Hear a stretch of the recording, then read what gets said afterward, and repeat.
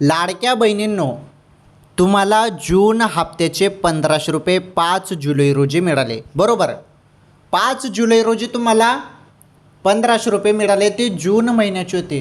जून हप्ता तो होता 12वा हप्ता.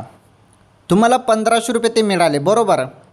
आता लाडक्या बहिणींनो, तुम्हाला जुलैचा हप्ता डायरेक्ट 3000 रुपये. हो, तुम्ही बरोबर ऐकताय, 3000 रुपये. 3000 रुपये कसे काय? लाडकी बहीण योजनेचा हप्ता तर 1500 रुपये आहे.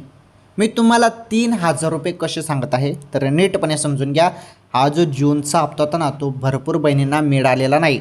जूनचा हप्ता आणि जुलैचा हप्ता असे दोन्ही हप्ते मिळून 3000 रुपये काही बहिणींना मिळणार आहे. परंतु ज्यांना जून हप्ता मिळालेला आहे, 1500 रुपये तुम्हाला मिळाले असतील मागच्या वेळी, तर मग तुम्हाला जुलैचे 1500 रुपयेच येतील. आलं लक्षात? तर जुलैच्या एंडिंगपर्यंत पैसे येतील.